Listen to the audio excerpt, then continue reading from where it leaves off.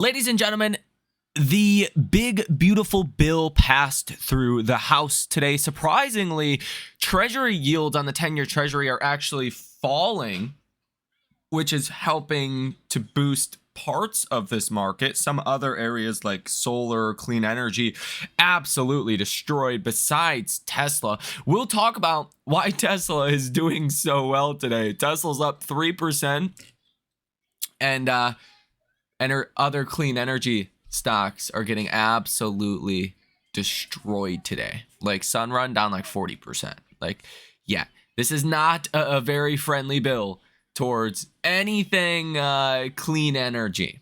Okay, but Tesla is deemed a winner in this. I will explain why that is here in this video. There's also some pretty interesting news about tokenizing Tesla stock to let other individuals not in America buy the stock. So ladies and gentlemen, before we get started, hit that like button and subscribe to the channel.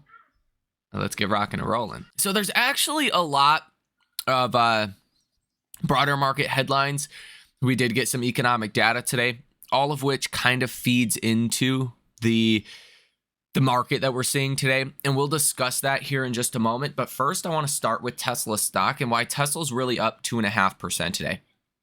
It has to do with partly this clean energy bill and also the tokenization of Tesla stock. And I'll explain how this works in this video. So here's this news. Kraken plans a blockchain version of Tesla and Nvidia shares for non-US customers, according to the Wall Street Journal. Crypto exchange will offer more than 50 tokenized stocks and ETFs. Kraken sees tokens as an easier way for foreign investors to trade US stocks. So essentially how this works is Kraken would have to buy the shares and then basically like a stable coin, right? They gotta, buy the shares, buy the product, or in that case, a stable coin, you take in the money and then you issue a token, right? So in theory, this could open up more buyers globally for Tesla, for Nvidia, for the other stocks that are offered, the 50 or so that will be offered as tokens. Okay.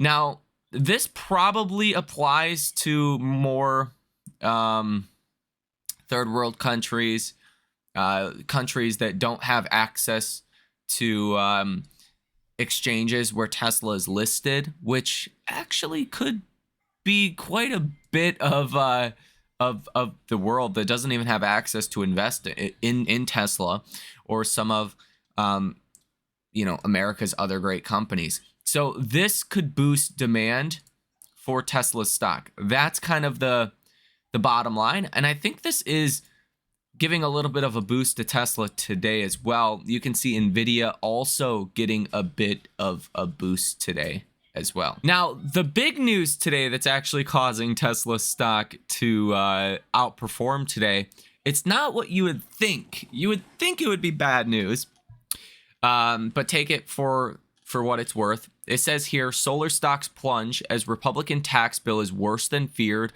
for clean energy. Okay. It says, first, solar is a relative winner as the manufacturing tax credit is largely unscathed. So the end consumer or company doesn't get the tax credit anymore. Okay, or won't get the tax credit. But the manufacturers will. Tesla is a manufacturer. Specifically, the domestic battery manufacturing credits are still intact in this bill. Now, the House that passed President Trump's tax bill, this also means the $7,500 federal EV credit is one step closer to being canceled. The bill now goes to the Senate, where if it passes, the EV credit will officially end on December 31st, 2025. Okay? This is seen as good news for Tesla. Why? Because Tesla is really the only profitable EV manufacturer. Okay? without the $7,500 tax credit, it's just going to hurt Tesla's competition a lot more than it will Tesla. It'll still hurt Tesla from a pricing perspective and hurt consumers from a pricing perspective, but it's going to hurt Tesla a whole lot less. It's like, you know, you're basically killing Tesla's competition by getting rid of the $7,500 tax credit. And these are the key reasons why Tesla is doing well today and is outperforming. This is clearly good news. Although I don't know if I would call it good news. It's better for Tesla than Tesla's competition. If you don't have competition, then Tesla wins more market share and grows more. That's the positive. Gary Black shares this piece from Barron's that says, quote, Tesla's self-driving cars may not be self-driving after all. Gary Black says, I have warned Tesla investors numerous times not to get too far ahead of themselves on unsupervised autonomy, including again yesterday. We will start to hear the term supervised autonomy as we get closer to the Austin ride-hailing launch, which is a far cry from unsupervised autonomy that supports many investors' robotaxi valuation models. This is not true. Again, this is someone that's hating on Tesla that doesn't want to believe that Tesla is doing what they're doing. The fact of the matter is these vehicles will be unsupervised, but they will be supervised from afar, right? If there is an issue, then somebody can step in and take over control of the vehicle, like Waymo, okay? It's the exact same thing, okay? We know this. It's not new information. BYD sold slightly more electric vehicles in Europe than Tesla for the first time, according to a report by Jato Dynamics. BYD registered 7,231 BEVs in Europe in April, while Tesla registered 7,165 units. So pretty close, but BYD did slightly sell more than Tesla. Again, Elon has said just a couple of days ago that Europe is Tesla's weak market. Tesla recently filed 2 trademark applications for the official word marks of the Cybercab and Robotaxi. Both marks feature a cyberpunk design aesthetic similar to the style of the Cybertruck word mark. The Robotaxi mark below is expected to appear in the Tesla app next month when you hail a Model Y Robotaxi in Austin. Yesterday, 1,000 Giga Berlin employees participated as the biggest team in the Berlin company run, led by the new Model Y pace car. This was posted on Tesla Manufacturing's official X account. You could see all of the Berlin Tesla employees here. Now, Yahoo Finance posted this of short seller losses from April 8th, the low in market, to May 20th, which was 2 days ago, totaled $250 billion, with Mag 7 losses comprising about $36 billion of that. Tesla is at the top. Short sellers have lost close to $10 billion in Tesla in a little over a month. And as I've said before here on this channel, above 350 is where I think you start to get even like into short squeeze territory, right? That's where the short sellers really start to feel the pain. Because I think the fact of the matter is, if you get above 350 on Tesla, you're probably going to 400 pretty shortly thereafter. I could see a lot of momentum to just gap up into the 400s. And that's where like the losses become incredibly high. And that's where short sellers are going to feel the pain. I mean, let's just be honest. Short sellers have not covered on their short positions at all so far. Like their short positions continue to rise. That's not a good position to be in if you are a short seller right now. You have 2.9% short interest of free float, $27.2 billion sold short in Tesla, totaling 81.16 million shares sold short. And even today, you have 162,000 shares that are being returned today or that are being covered on. But still, you're sitting at roughly the same short interest you were at the lows. So short sellers are just really kind of being stubborn on this one, not wanting to cover on their short positions, when in all reality, I think they know they probably should have covered a long time ago.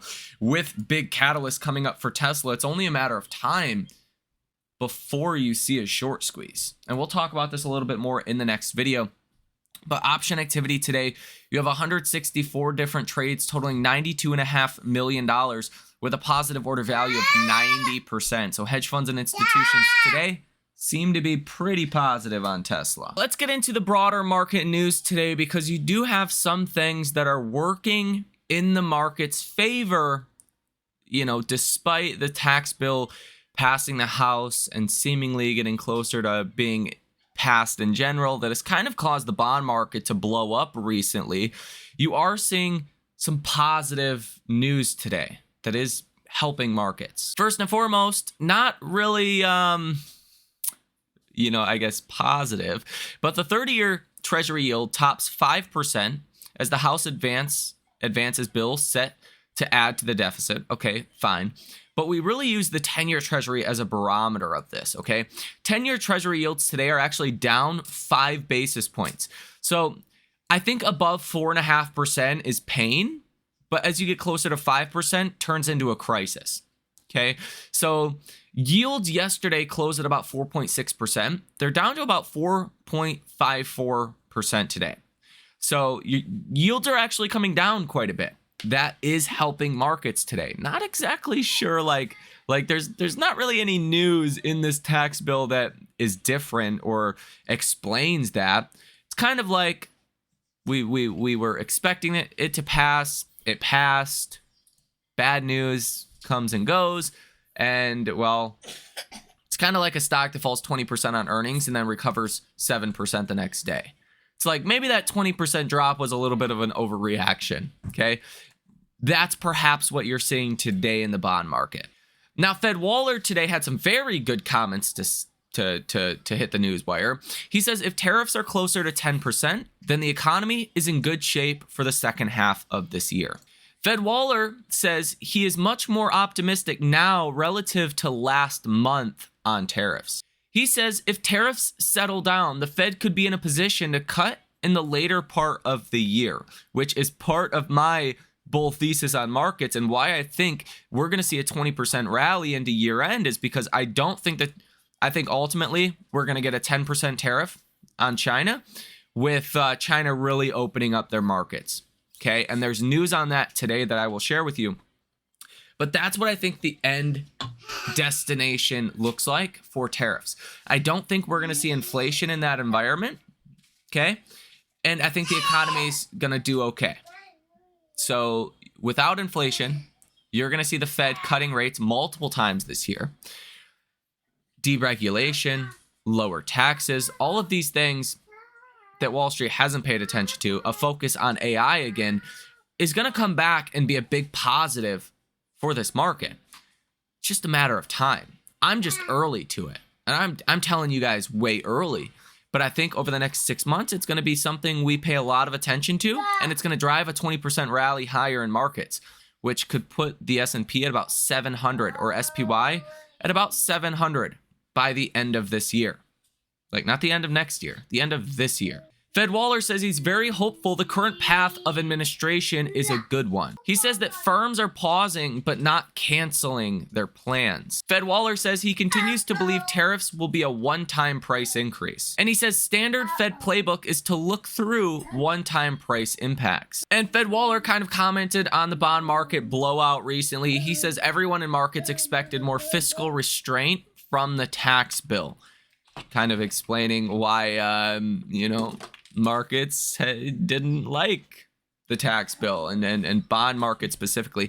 Now, I do just want to highlight something that I think everyone has forgotten. This is from the late Milton Friedman, seen as one of the best economists to ever live. Okay, he deems inflation as always being a monetary policy.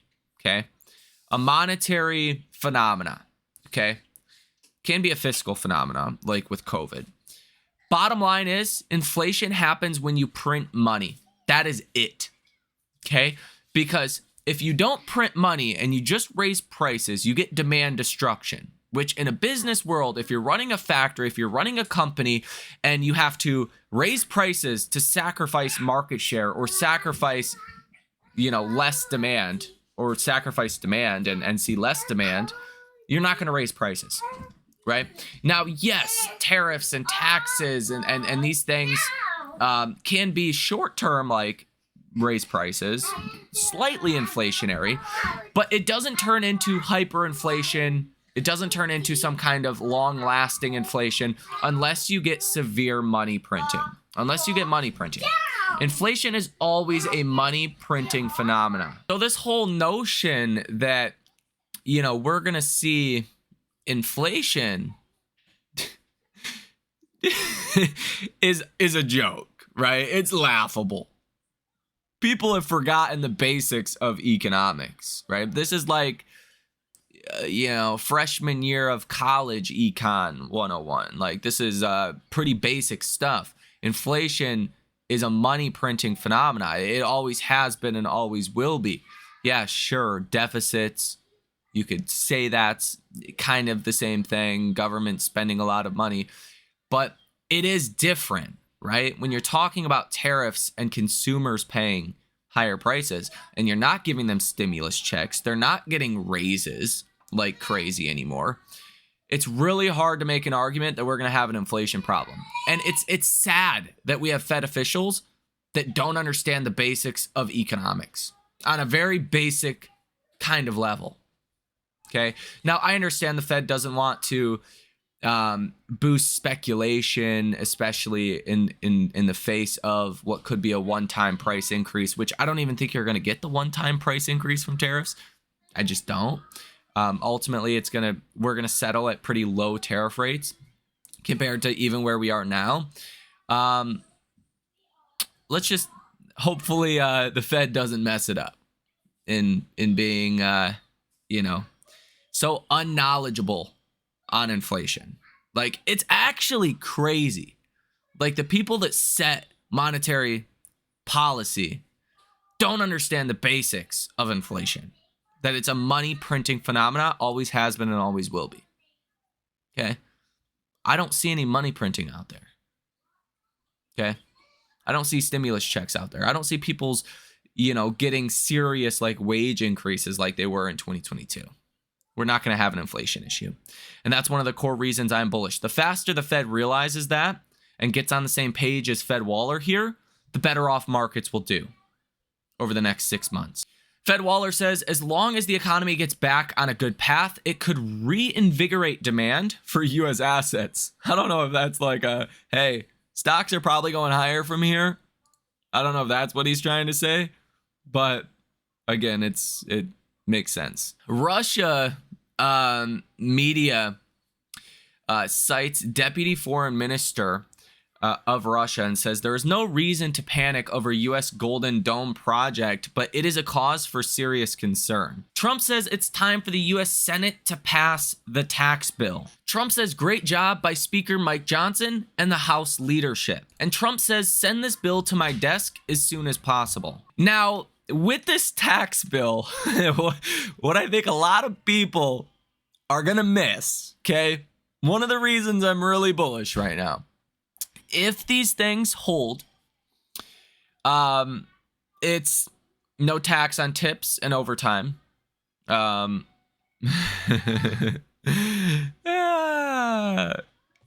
People spend all of their money. Okay? All of it. All of it. Like, literally, in aggregate, that's no exaggeration. People spend down to their last dollar. They live paycheck to paycheck, regardless of what they make to a certain extent. Okay? Why would this not be a great thing for the economy? Okay? I think Trump knows exactly what he's doing from that standpoint. He knows people spend all their money. You give them more money, they will spend it. That creates better economics in the economy. Okay? So if this does actually pass the Senate, I think a lot of people are focusing on the wrong things here. I think a lot of people are going to really underestimate what growth could look like in this country. Growth could be exceptional. Imagine no tax on overtime, no tax on tips, with 70 million tipped workers in this country. Wow. Yeah, that would be massive for the economy. Again, something I'm giving you a heads up on. Eventually, Wall Street will realize this. I'm just early, okay? I just see things a lot faster than Wall Street does and interpret them a lot better, okay? Inevitably, they will interpret this, no tax on overtime, no tax on tips, as, wow, we should have done this a long time ago. This is great for the economy. That's the important part. Trump says the one big, beautiful bill is the most significant legislation. And he says it's time for friends in the United States Senate to get to work. Now, Morgan Stanley's Michael Wilson sees the recent U.S. stock sell-off after Moody's credit downgrade as a buying opportunity driven more by interest rate fears than fundamentals. Also reported today, the U.S. government will stop putting new pennies into circulation by early next year. German finance minister says, on my conversations, I have seen an interest to reach a solution on tariffs. In the U.S. S&P PMI report today, it says average prices charged for goods and services jumped higher in May, rising at a rate not witnessed since August of 2022. The latest rise in output prices was overwhelmingly linked to tariffs. Again, that doesn't mean it's going to be passed on to the consumer. Even if it is, it's not going to be an inflationary phenomenon. It would be a one-time price increase, not something that it goes up and goes up and goes up and goes up, right? A price level change is not inflation, okay? Inflation is a continual or gradual increase in prices. German finance minister says if there is no agreement on tariffs, then we can expect turbulence on the markets again very quickly. Again, we know that. Now, China's vice premier He Lefeng met with JP Morgan CEO Jamie Dimon in Beijing. China's vice premier says that China welcomes U.S. firms, including JP Morgan, to deepen mutually beneficial cooperation with China. Look at China opening up their markets. This is a great sign for a peace deal in tariffs. Mexican President Sheinbaum says she has a good communication and relationship with Trump. Goldman Sachs says today expect tariffs to cancel out any economic boost from Trump's tax cuts. That is bullshit. Okay? That is so much bullshit. I can't even believe it. I don't give a crap what anyone says. Wall Street doesn't know average people, okay? It's so simple. It's stupid. They can't even comprehend it. No tax on tips, no tax on overtime. If that does actually get passed into law, you're going to see people able to spend a lot more money. That's from the bottom up, okay? For once, you might actually see lower income consumers start to get ahead. We've been in a lower income consumer recession for years. It has been the top 10% of income earners that have held this economy afloat. What if the bottom half of earners started to contribute more again? I don't think that's inflationary. I don't think tariffs are going to cancel that out. I think that would be a huge positive for the economy. Also in the news today, Trump and China's President Xi have not spoken since the Geneva Agreement. Now, we did have economic data today. Chicago Fed National Activity Index came in line with expectations, negative 0.25%. Initial jobless claims came in at 227,000, lower than the 230,000 estimate. S&P Global Composite PMIs came in at 52.1. The estimate was 50.4. Manufacturing PMIs came in at 52.3. Estimate 50.3. And services PMIs came in at 52.3. The estimate was 51. So across the board, PMIs came in better than expected. Existing home sales came in weaker than expected at 4 million. Existing home sales month over month, again, came in weaker than expected at negative 0.5%. The estimate positive 0.7%. Kansas Fed Composite Index came in at negative 3. Manufacturing Index came in at negative 10. So across the board, data came in pretty good, not great. At least for the PMIs, it came in really good. But other data points didn't matter as much this morning. So let me know your thoughts on all of this down below in the comment section. Do you think that Wall Street is reading this whole situation wrong like I do. Do you think I'm wrong? What's your view? Let me know your thoughts down below in the comment section. Ladies and gentlemen, have a fantastic rest of your day, and I will see you in the next one.